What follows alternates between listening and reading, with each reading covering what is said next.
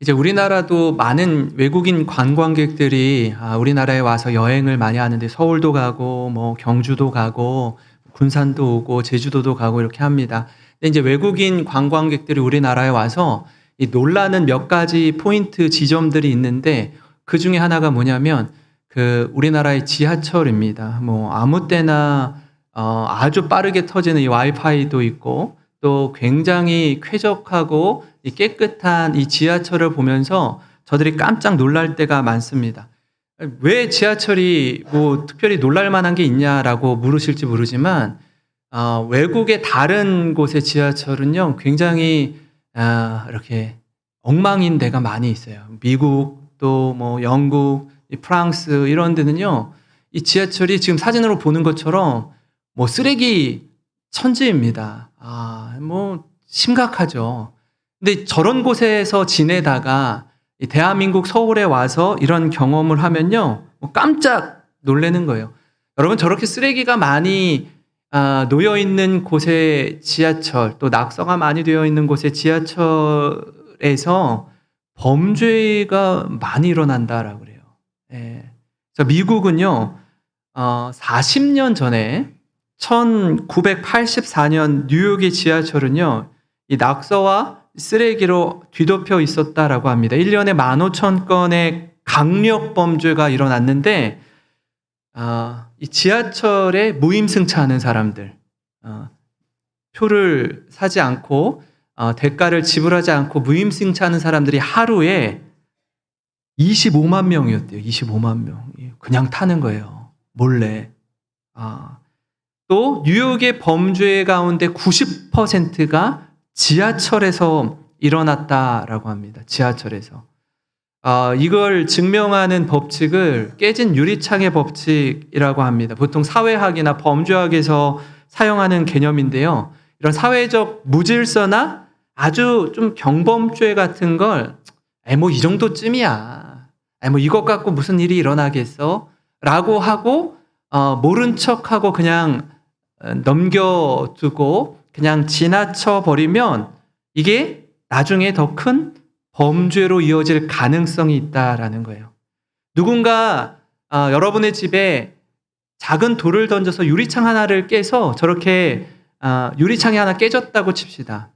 그러면 보통 이 깨진 유리창을 다시 새 유리창으로 며칠 안에 갈아 끼우죠. 이걸 내버려 두면 그대로 두면 유리창이 점점 더 크게 깨지고 또 앞에 막 쓰레기가 놓여지고 또 그곳이 우범지역으로 변하게 될 가능성이 굉장히 높다라는 겁니다. 이걸 가만두고 볼 수 없어서 84년에 아까 봤던 그 뉴욕의 지하철의 모습을 보셨잖아요. 88년도에 뉴욕 시장이 새로 부임한 이후에 저래요. 뉴욕 지하철이. 이후에 작은 변화를 가져다 줬는데요. 그리고 나서 지하철에서 일어난 범죄가 80%가 뚝 떨어졌다라고 해요. 작은 이 변화가 아주 큰 변화를 가져다 줬는데 무슨 일을 한 거냐면 저 지하철에 낙서를 지우고 청소를 하기 시작한 겁니다. 아주 사소한 노력이 놀라운 변화를 만들어낸 거예요. 지금 뉴욕 지하철 저렇게 변했어요. 그러면서 범죄율이 확연하게 떨어졌습니다. 우리에게 한번 적용해 볼까요? 여러분, 주변을 한번 둘러보세요. 여러분이 근무하는 책상의 환경은 좀 어떻습니까? 또 여러분의 집은 어떠세요? 여러분이 일하는 직장의 모습은 어떠세요? 혹시 쓰레기 더미가 쌓여 있지는 않습니까? 지저분하진 않으세요? 내 삶을 한번 돌아보세요. 이렇게 좀 스케줄을 좀 잘 짜서 시간 관리도 좀 하고 좀 균형 있게 살아야 되는데 허겁지겁, 허둥지둥 되면서 뭘 해야 되는지도 잘 모르겠고 이리저리 사람들에게 끌려다니고 하지는 않으세요. 만약에 그렇다면 내가 오늘 무엇을 바꾸어야 하는지, 어디서부터 작고 사소한 변화를 가져야 되는지 돌아보시고 완전히 새롭게 되는, 그래서 그것이 여러분의 인생 가운데 놀라운 변화의 시작이 되시기를 바랍니다. 같은 맥락에서요, 여러분 오늘 두 부류의 사람을 만납니다. 한 사람은 이 한나와 엘가나의 아들이었던 사무엘, 그리고 엘리 제사장의 두 아들, 이 홈니와 비느하스에 관한 이야기를 함께 나누려고 해요. 저들은요, 똑같이 여호와의 집에서 제사장의 직분을 감당한 이들이었습니다. 그러니까 겉으로 볼 때는 한나와 이 홈니와 비느하스는요, 똑같은 직분, 똑같은 명분, 똑같은 사명을 감당했는데 실제로 살아가는 삶과 태도는 전혀 달랐어요. 이 모습을 보면 지난주에 이어서 오늘도 말씀드리지만 그 사람의 직분이나 명함이나 타이틀이 반드시 그 사람을 보증해 주는 것은 아니다라는 겁니다. 회사나 학교나 가정이나 교회도 마찬가지입니다. 여러분이 속한 공동체를 한번 지금 잠시 생각해 보세요. 직장의 상사, 동료, 직원들 가운데 직급과 직분에 맞는 삶으로 존경의 대상이 되는 분이 있어요. 내가 좀 저분처럼 닮고 싶다, 저분처럼 살고 싶다 하는 분이 있습니다. 그러나 반대로요, 참 그분을 생각하면 마음이 아프고 안타까운 분들도 있습니다. 그렇지 않습니까? 어떤 경우엔 저분이 어떻게 저기까지 올라갔는지는 모르겠지만 차라리 저 자리에 계시지 않는 게 더 좋았을 뻔했는데 하는 분들도 간혹 있습니다. 다른 사람 이야기 말고요, 우리 자신을 한번 좀 돌아봤으면 좋겠습니다. 여러분은 어떠세요? 잘 살고 계십니까? 우리는 사회에서, 학교에서, 교회와 가정에서 걸맞는 삶을 살고 있습니까? 오늘 이 사무엘과 홈니와 비느하스의 삶을 조명하면서 이 말씀을 통해 깨닫고 도전받는 은혜의 시간이 되기를 간절히 소망합니다. 오늘 이처럼 말씀을 통해 깨닫는 첫 번째 말씀 뭐냐면요, 우리는요, 길을 내는 대로 결이 달라진다 하는 이야기입니다. 오늘 말씀을 보면 이 한나를 통해 아이 사무엘이 어릴 때 어떤 신앙의 교육을 받으면서 어떻게 믿음의 사람으로 세워지는지 알 수 있어요. 한나는 원래 아기를 낳지 못하는 여인이었습니다. 하나님 앞에 기도하며 통곡하는 가운데 하나님이 한나의 기도를 들으시고 아들을 선물로 주셨어요. 그 아들이 사무엘입니다. 여호와께 구하여 받은 자라는 뜻이 사무엘입니다. 하나님께서 주셨는데 그녀가 기도할 때 이렇게 했잖아요. 하나님, 만약에 하나님이 제게 아들을 주시면 그 아들을 다시 주님께 드리겠습니다. 이렇게 기도했어요.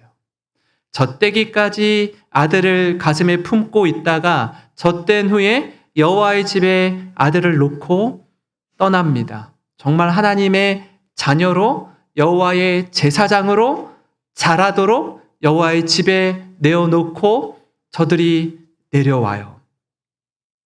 근데 어릴 적부터 사무엘이 세마포 에봇을 입고 여호와 앞에서 섬겼다라고 말씀하고 있는데요. 18절 말씀 한번 보겠습니다. 사무엘은 어렸을 때에 세마포 에봇을 입고 여호와 앞에서 섬겼더라. 세마포 에봇은 제사장이 입는 옷입니다.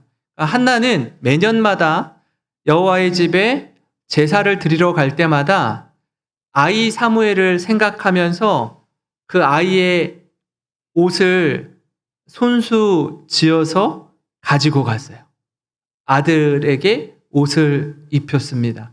한번 생각해 볼까요? 여기 어머님들 많이 계시는데 자녀를 생각하면서 이 바늘을 꿰고 옷을 만들고 할 때 무슨 생각을 할까요? 이 사무엘이 하나님께서 주신 이 아들이 이 시대 가운데 존귀하게 쓰임받는 제사장으로 자라거라 하는 마음으로 옷을 지어 입혔을 것입니다. 여기서 한나의 진심을 읽을 수 있습니다. 한나의 진심을 엿볼 수 있어요. 그녀는 자녀가 없을 때 기도하며 통곡했던 시간을 기억했습니다. 그리고 자신의 서원 그대로 하나님께 약속을 신실하게 지켰어요. 그때 놀라운 일이 일어납니다. 우리가 생각할 때 아니 주신 그 아들을 다시 하나님께 내어드릴 것 같으면 달라고 하지를 말든지 주신 그 아들을 하나님께 드렸잖아요. 그러면 한나 입장에서는 좀 마이너스가 되는 것 같지 않아요? 내 품에 안고 내 품의 아들로 좀 지냈으면 좋겠는데 그 아들을 내어놨으니 허전하잖아요. 잃은 것 같잖아요. 근데 하나님이 그 모습을 보시고 귀하게 여기세요. 여러분, 우리가 주님을 예배하고 주님을 섬기고 또 이웃을 섬기고 사랑으로 감싸안고 할 때는요, 반드시 시간과 물질과 마음이 거기에 들어가게 마련입니다. 섬기려면 시간과 물질과 에너지가 그곳에 필요해요. 그건 내 것을 나누어야지 가능한 거예요. 그럼 마이너스가 되는 것 같지 않아요? 근데 하나님은요, 그 마이너스 같은 인생을 하나님이 플러스로 전환시켜 주시는데 2장 21절 말씀 우리 한번 같이 읽어보겠습니다. 2장 21절입니다. 시작. 여호와께서 한나를 돌보시사 그로 하여금 임신하여 세 아들과 두 딸을 낳게 하셨고 아이 사무엘은 여호와 앞에서 자라니라. 아멘. 그러니까 보시면 여호와의 돌보심 가운데 한나는 사실 아들 하나도 얻기 힘들었던 여인이었습니다. 근데 그렇게 소중한 아들, 그렇게 귀하게 얻은 아들을 하나님께 다시 드렸더니 하나님이 어떻게 복을 주시죠? 세 아들과 두 딸을 그녀에게 선물로 안겨주십니다. 여러분, 이게 하나님께서 우리에게 베푸시는 놀라운 은혜입니다. 말로 다 할 수 없는 주님의 은혜예요. 우리가 이 지점에서 하나님이 한나를 어떻게 기억하는지 한번 생각해 보세요. 어떠한 한나가 하나님께 어떻게 반응하는지 보시라고요. 내 소유, 내 건강, 내 자녀, 내 모든 것을 주님께 드리면 마이너스가 되는 게 맞습니다. 근데 한번 생각해 볼까요? 하나님이 무엇인가 부족하셔서 내 힘, 내 능력, 내 열정, 내 시간, 내 물질 이걸 드리지 않으면 하나님이 하나님의 일을 못하시고 하나님이 하나님답지 못하신 분이세요? 그렇지 않습니다. 하나님은 스스로 있는 계신 분이고 온전하시고 완전하신 분이에요. 우리가 뭘 더 드려서 하나님이 더 풍족해지고 우리가 하나님께 뭘 드리지 않아서 하나님이 부족하신 분이 아니다라는 거예요. 그런 하나님이 피조물인 우리에게 정말 원하시는 것이 무엇일까요? 하나님이 뭘 원하실까요? 그 아들을 원하실까요? 하나님은요, 저와 여러분의 마음을 원하세요. 마음. 하나님을 향한 마음, 하나님을 향한 사랑, 하나님을 향한 진심을 원하신다고요. 여러분, 마음은 드리지 않으면서 헌금을 드릴 수 있어요. 마음은 온전히 드리지 않으면서 봉사할 수 있어요. 껍데기뿐인 헌신과 봉사와 헌금을 원하시는 게 아니라 내 아들아, 내 마음을 다오. 그 마음을 보신다고요. 하나님 중심을 보신다라고 말씀하시잖아요. 하나님은 우리와 인격적인 관계를 맺기 원하십니다. 지난주 특세를 통해 나눈 것처럼 마음을 달라는 거예요. 마음을. 다른 그 무엇보다 마음을 주님께 드리기를 원하십니다. 이를 통해 하나님은 우리에게 우리가 우리의 마음을 주님께 드리면 하나님 역시 마찬가지로 하나님의 마음을 우리에게 보여주셔요. 우리에게 보여주셔요. 자녀를 위해서 에봇을 만들던 한나, 기도하면서 키웠을 거 아닙니까? 사랑으로 그에게 축복하면서 키우지 않았을까요? 사무엘은 하나님과 사람들에게 이처럼 한나의 사랑을 먹고 자란 사무엘이었지만 동시에 하나님과 사람에게 사랑과 은총을 받으며 자랍니다. 한나는 세 아들과 두 딸을 양육하는 은혜를 누리게 되었습니다. 사랑하는 성도 여러분, 하나님은요, 이런 분이세요.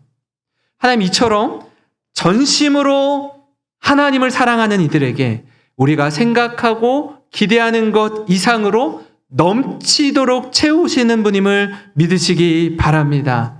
이 사랑과 은혜를 충만하게 경험하고 누리는 우리 모든 성도님 되시기를 바랍니다. 그래서 드림의 기쁨, 내 것을 나누고 베풀고 쓰고 헌신할 때 하나님이 위로부터 하늘의 창고를 여셔서 우리를 누르고 흔들어 넘치도록 채우시는 은혜를 누리는 모든 성도님 되시길 주님의 이름으로 축원합니다. 여러분, 이어서 21절 마지막을 보시면 이런데요. 이 사무엘은 여호와 앞에서 자라니라 이렇게 말씀해요. 사무엘이 누구 앞에서 자란다고요? 여호와 앞에서.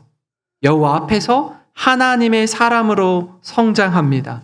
그 성장 과정을 한 문장으로 잘 담은 구절이 바로 26절 말씀인데요. 우리 한번 같이 읽어보겠습니다. 시작. 아이 사무엘이 점점 자라매 여호와와 사람들에게 은총을 더욱 받더라. 아멘. 아멘. 여러분, 자라는 모습을 어떻게 표현하고 있죠? 여호와와 사람들에게 은총, 사랑을 더욱 받더라 이렇게 표현하고 있습니다. 성경은요, 일관되게 하나님과 사람 앞에서 은총 가운데 사랑받으며 자라는 이 균형에 대해서 말씀하고 있어요. 제가 그 청년 때에 이제 신학교 다니고 할 때 신앙생활하고 또 예배 드리고 또 청년부 회장으로 이렇게 사역하고 하면서 잠시 이런 생각을 가진 적이 있어요. 무슨 신앙생활을 하는데 하나님이 아시고 하나님이 인정하시고 하나님이 나를 주목하면 됐지, 무슨 사람들이 나를 어떻게 평가하거나 나와 어떤 관계를 맺거나 하는 것이 뭐 그렇게 중요해? 뭐 그렇게 중요해? 하나님이 아시는데 하나님의 인정을 받으면 되지 하는 마음으로 신앙생활을 했던 적이 있습니다. 그게 더 성숙한 그리스도인의 모습이라고 생각을 했어요. 성경을 보니까 그렇지 않은 거예요. 하나님뿐 아니라 사람에게도 사랑받고 칭찬받고 인정받는 삶의 균형에 대해서 말씀하고 있더라고요. 그러니까 하나님을 바로 섬기고 하나님을 바로 예배하면 그 선한 영향이 사람들에게도 동일하게 미쳐진다라고 성경이 말씀하고 있습니다. 이 둘은요, 상호 연결되어 있기 때문에 그래요. 만약에 여러분 중에 난 예배를 잘 드리고 있다라고 생각하는데 여러분 주변에 인간관계에 있어서 사람들과 함께 하는 데 있어서 계속 부딪히거나 문제가 있거나 분열이 있거나 아픔이 있으면 여러분 스스로 돌아보셔야 돼요. 내가 진짜 하나님을 사랑하는가? 정말 바른 예배자로 하나님 앞에 서 있는가? 사람들과의 관계가 다 어그러져 있고 깨져 있고 무너져 있는데 하나님 앞에 바른 예배자로 서 있다? 우리를 돌아봐야 하는 부분, 영역이기도 합니다. 이 균형에 대해서 성경이 이렇게 기록하는데요. 잠언 3장 3절 4절 말씀입니다. 인자와 진리가 내게서 떠나지 말게 하고 그것을 내 목에 매며 내 마음판에 새기라. 그리하면 내가 하나님과 사람 앞에서 은총과 귀중히 여김을 받으리라. 인자는 사랑이에요. 사랑과 진리, 공의가 내게서 떠나지 않게 하면 하나님과 사람 앞에서 은총과 귀중히 여김을 받으리라 이렇게 말씀해요. 뿐만 아니라 여러분, 예수님의 성장 과정을 기록하고 있는 성경 말씀이 많이 기록되어 있지 않습니다. 근데 예수님의 이 성장 과정을 한마디로 표현한 성경 구절이 누가복음 2장 52절에 있는데요. 우리 한번 같이 읽어보겠습니다. 시작. 예수는 지혜와 키가 자라가며 하나님과 사람에게 더욱 사랑스러워 가시더라. 아멘, 아멘. 지금 사무엘상 2장 말씀이나 잠언 말씀이나 누가복음 말씀이나 동일하게 반복하는 게 뭐죠? 하나님께 사랑받더라만 기록하지 않아요. 사람에게 사랑받더라만 기록하지 않습니다. 하나님과 사람에게. 하나님과 사람에게. 그렇습니다. 하나님을 경외하고 하나님 앞에서 살아가면 이 정직과 성실의 삶이 우리와 함께하는 이들에게 선한 영향이 되어서 선순환의 삶을 살아가게 됩니다. 사무엘도 그렇고 예수님도 그렇게 살았습니다. 사랑하는 성도 여러분, 우리는 어릴 적부터요, 이 인생의 길을 잘 내야 합니다. 우리 자녀들을 양육할 때도 마찬가지고요. 이 자리에 손자, 손녀들을 두신 우리 할아버지, 할머님도 많이 계시는데 이 손자, 손녀들을 양육할 때도 마찬가지예요. 말씀 가운데 자라도록 그 신앙의 길을 잘 내야 합니다. 그래야 그 결이 달라집니다. 강남이나 분당에 사는 분들을 이렇게 만나면 이 조기 교육이다 뭐다 해서 아주 어릴 때부터 한글도 다 떼기도 전에 영어 유치원을 보내기도 하고요. 또 이제 부모님들이 똑똑하고 이제 또 넉넉하니까 영어로 태교를 시키기도 합니다. 아주 일찍부터 조기 유학을 보내고 하는 일에는 누구보다 열심인데 신앙의 기초가 부족한 경우가 참 많이 있어요. 그러니까 이 세상적으로 잘 되고 성공하고 유명해지고 잘 먹고 잘 사는 일에는 뭐 조금이라도 잘 안 되는 것 같으면 그렇게 힘들어 하더라고요. 아이들도 마찬가지예요. 부모님의 아주 좋은 이 유전자를 물려받아서 뭐 딱히 뭐 이렇게 책상 앞에 오래 앉아서 공부하지 않아도 점수도 잘 나오고 해요. 특히 뭐 초등학교, 중학교 때 얘기죠. 고등학교가 되니까 애가 공부를 안 해요. 늘 하는 얘기가 있잖아요. 우리 아들은, 우리 딸은 머리는 좋은데 공부를 안 해요. 머리가 나쁜 거죠, 그죠? 머리는 좋은데 공부를 안 해요. 그걸로 속상해 한단 말이에요. 좀만 하면은 대학교를 갈 것 같은데 안 한단 말이에요. 그걸로는 얼마나 애타하는지 몰라요. 그래서 그 아이들이 나중에 성장해서 인생의 위기를 맞이할 때 극복할 힘이 없어요. 오로지 누구만 찾아요? 부모님만 찾아요. 엄마만 부르짖어요. 계속 의지만 했기 때문에, 모든 일을 부모님이 다 해결해 주었기 때문에. 사랑하는 성도 여러분, 우리 자녀들을 우리의 참 부모이신 주님께 맡기고 주님께 부르짖고 주님께 의지하는 법을 가르치시기를 바랍니다. 우리가 영원히 자녀를 내 품 안에 자식으로 안고 있을 수 없어요. 언젠가는 떠나보내야 됩니다. 언젠가는 우리가 자녀를 떠나게 되는 날이 와요. 우리가 떠나도 우리 아버지 되시는 하나님을 신뢰하며 믿음의 길을 선택하는 자녀, 그 길을 끝까지 걸어가는 모든 세대, 모든 가정 되시길 주님의 이름으로 축원합니다. 제가 이 군산에 와서 부임해서 이렇게 사역하면서 그러니까 수도권에 있을 때와는 전혀 다른 상황들을 맞이하면서 마음이 좀 힘들기도 해요. 뭐냐면 수도권에는 아이들이 바글바글해요. 근데 여기 오니까 아이들이 어느 정도 성장하고 또 특히 공부를 잘하고 뭐 이렇게 뛰어나고 하면 다 어디 가요? 다 서울에 가요. 다 서울에 가요. 열심히 가르쳐서 서울로 보내야 되는 거예요. 그러니까 좀 속상하더라고요, 좀.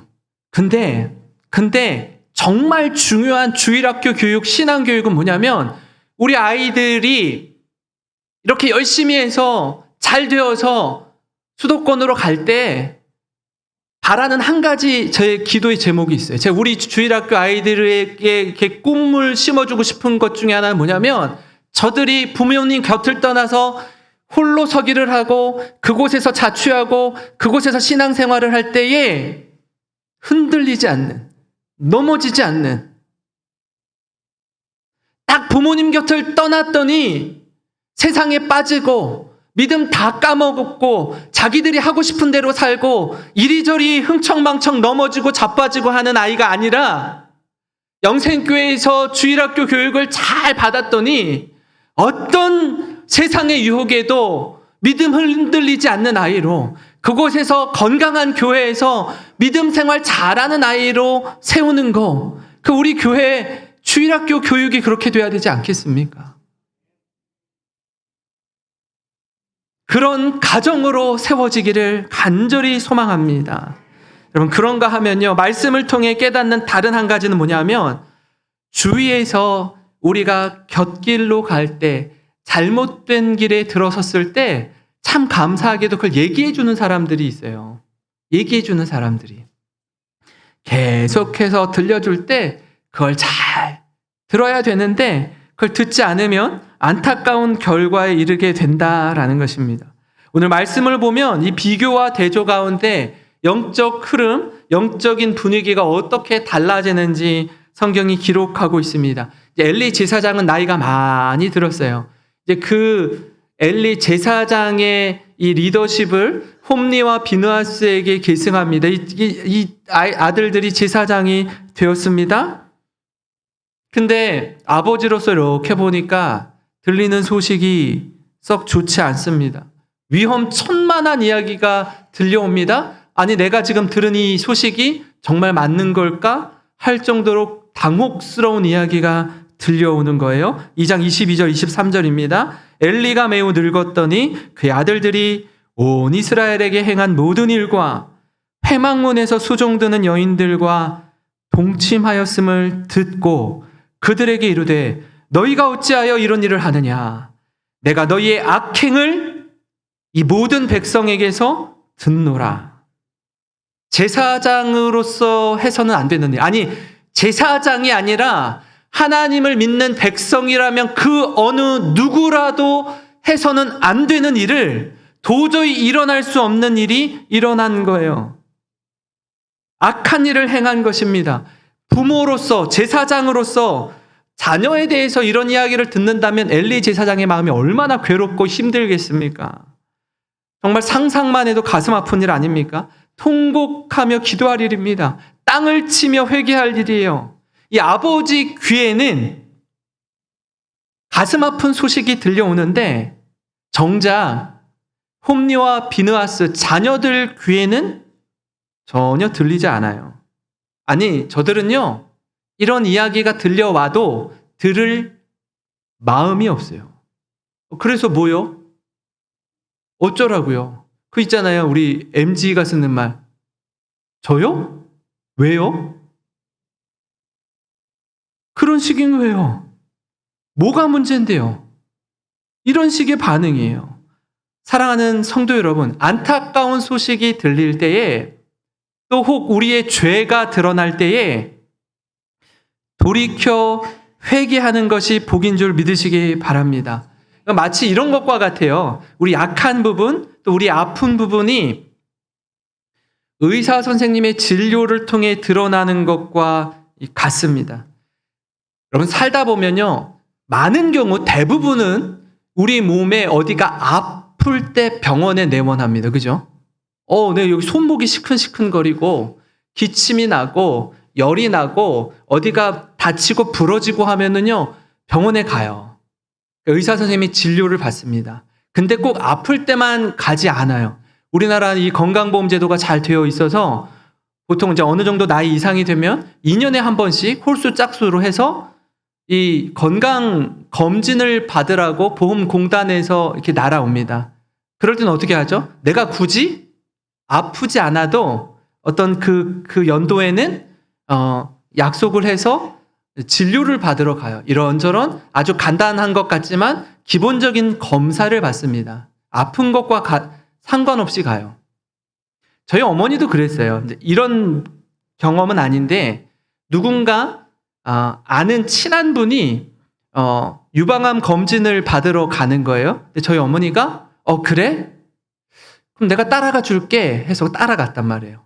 따라가서 이제 그 친구분이 검진을 받는데 이제 따라온 김에 그러면 나도 한번 받아볼까? 그리고 받았어요. 근데 친구분은 이제 정상 깨끗하게 나왔고 저희 어머니는 유방암에 걸렸다고 하는 거예요. 그러니까 따라간 김에 그냥 얼떨결에 받았는데, 왜냐하면 전혀 통증도 없고 몸에 이상도 없는 것 같고 지내는데 아무 문제 없었거든요. 암에 걸린 거예요.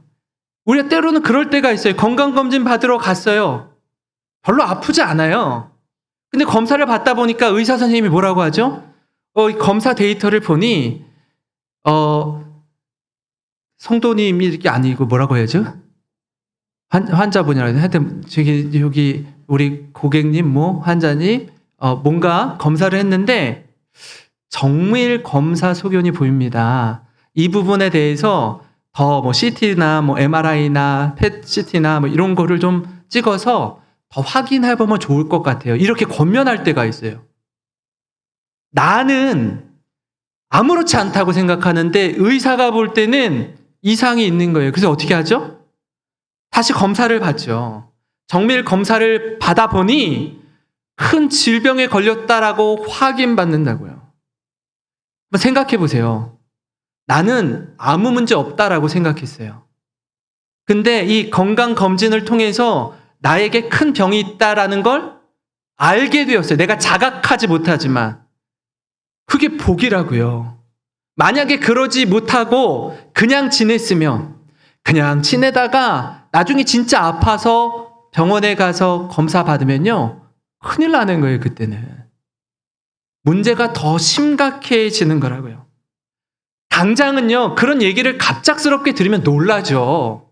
왜 나는 이상 없다라고 생각했는데 그런 말을 하니? 받아들이고 싶지 않죠. 아프지만, 너무 부끄럽지만 그걸 뛰어넘어서 회개의 자리, 통곡의 자리, 새롭게 되는 자리로 나아가야 됩니다. 아프면 치료 받아야죠. 수술 받아야죠. 아프다고 안 받아요. 무섭다고 안 받아요. 그럴 수 없잖아요. 마찬가지로 우리의 죄가 드러나면, 우리의 부족한 부분이 드러나면 하나님 앞에서 새롭게 되는 자리로 나가야 합니다. 하나님이 우리에게 원하시는 건요, 돌이킴이에요. 회개예요. 이 은혜를 경험하는 것입니다. 근데 홈리와 비느하스는요, 백성들의 말도 듣지 않고 아버지 엘리의 말도 듣지 않습니다. 귀를 닫고 있어요. 귀를 막고 있는 거예요. 그러면서도 아무렇지도 않은 척 죄 가운데 계속 머물러 있습니다. 여러분, 이건 결코 좋은 태도가 아니에요. 멸망을 향해, 죽음을 향해 나아가는 모습입니다. 사무엘상 2장 24절 25절을 보시면 이렇습니다. 내 아들들아, 그리하지 말라. 내게 들리는 소문이 좋지 아니하니라. 너희가 여호와의 백성으로 범죄하게 하는도다. 사람이 사람에게 범죄하면 하나님이 심판하시려니와 만일 사람이 여호와께 범죄하면 누가 그를 위하여 간구하겠느냐 하되 그들이 자기 아버지의 말을 듣지 아니하였으니 이는 여호와께서 그들을 죽이기로 뜻하셨음이더라. 홈리와 비느하스는요, 그냥 이스라엘 백성이 아니었어요. 제사장이었습니다. 당시 영적 리더였어요. 많은 사람들이 주목하는 자리였습니다. 많은 백성의 주목을 받는 자리였어요. 저들의 일거수일투족을 다 보고 있습니다. 그럼에도 불구하고 계속해서 죄 가운데 머물러 있는 거예요. 이건 백성에게요, 엄청난 악영향을 끼치게 됩니다. 그럼에도 불구하고 백성들의 말도, 아버지의 말도, 더 나아가 하나님의 말씀도 듣지 않습니다. 우리가 홈리와 비느하스를 통해 지난주 함께 나눈 것처럼 직분이 삶을 담아내지 못하며 가장 추하게 됨을 다시 한번 확인하게 됩니다. 누구나 주목하는 자리, 사람들이 우러러보는 자리, 인기가 많은 자리에 있는 사람이 그에 부합하는 삶을 살아내지 못하면 오히려 부끄러움의 대상이 되고 지탄의 대상이 돼요. 차라리 그 자리에 오르지 않은 게 더 나을 뻔한 사람으로 전락해 버립니다. 제가 오래전에도 한번 드렸던 말씀인데요. 하인리 법칙이라는 게 있습니다. 이 산업 안전 분야에서 사용되는 이론입니다. 1931년 이 산업안전 연구자였던 허버트 윌리엄 하인리가 제시한 이 법칙은요, 보통 1대 29대 300의 법칙이라고도 합니다. 한 번에 큰 사고가 쿵 하고 나기 전에 29번의 작은 사고가 일어나고요. 29번의 작은 사고가 일어나기 전에 300번의 사소한 징후들이 있다라는 겁니다. 이 법칙이 주는 중요한 메시지가 뭐예요? 작은 일들이 일어날 때, 그때 어떻게 해요? 경각심을 가지라는 거예요. 그러니까 운전하다 보면 요즘에는 이 스마트폰이 거의 컴퓨터, 들고 다니는 컴퓨터랑 비슷하기 때문에 이 운전하다가 빨간불이 들어오면 한 1, 2분 차가 정차해 있죠. 그때 사람들이 이렇게 핸드폰을 많이 들여다봅니다. 영상도 보고 문자도 보내고 이런저런 일을 하다가 이제 파란불이 들어왔는데 어떻게 하죠? 내가 움직이지 않고 있으면 뒤에서 빵 하고 한번 신호를 주죠. 그럼 내가 어이쿠 하고 내가 너무 여기에 빠져 있었구나 하고 이제 차가 이렇게 가요. 그런 사람들 많죠, 요즘에는. 왜냐하면 다른 데 집중하는 거예요. 근데 운전하면서 볼 때도 있어요. 운전하면서. 여러분, 그때는요, 하다가 갑자기 앞차가 서는 줄 모르고 있다가 이렇게 꽉 하고 급브레이크를 밟을 때가 있어요. 내 가슴이 철렁해지는 거죠. 내가 너무 여기에 빠져 있었구나. 이러면 안 되지. 정신 차려야지. 뭐예요, 그게? 사소한 징후예요. 사고가 날 뻔했는데 사고는 나지 않았어요. 이렇게 하면 안 되지. 큰일 나지. 근데 이런 부분이 한 번, 두 번, 세 번 쌓이기 시작해요. 그러다가 한 번 쿵 하고 박아요. 쿵 하고 받는다고요. 그럼 정신 차려야죠. 이 29번의 작은 사고가 일어나면 여기서 어떻게 해요? 이런 잘못된 습관들, 잘못된 행동들을 고쳐야죠. 수정해야죠. 근데 이런 일이 있었음에도 불구하고 고치지 않아요. 바꾸지 않아요? 계속 했던 대로 해요. 살다 보면 어떻게 해요? 어느 한날 큰 사고가 일어나는 거예요. 큰 일이 일어나는 겁니다. 홈리와 비느하스도 마찬가지였어요. 여러 차례 백성들의 소리를 통해서, 아버지의 소리를 통해서, 심지어 하나님의 말씀을 통해서 여러 차례 경고의 메시지가 있었습니다.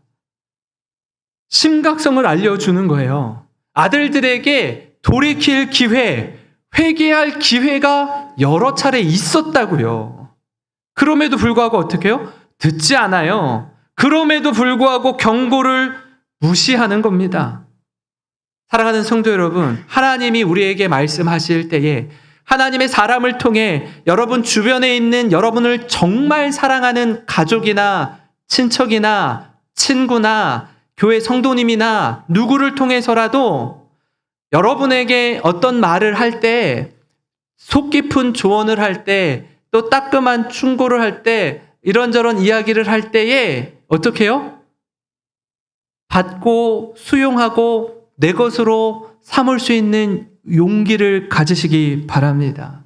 여러분, 이게 우리를 지켜주는 보호막이 되고 울타리가 되는 거예요. 하나님이 하나님의 사람을 통해 말씀하실 때 귀담아 듣는 저와 여러분이 되기를 소망합니다.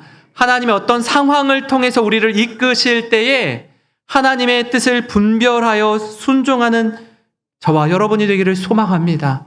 그게 진짜 복이에요. 그게 진짜 하나님의 은혜임을 깨닫는 모든 성도님 되시길 주님의 이름으로 축원합니다.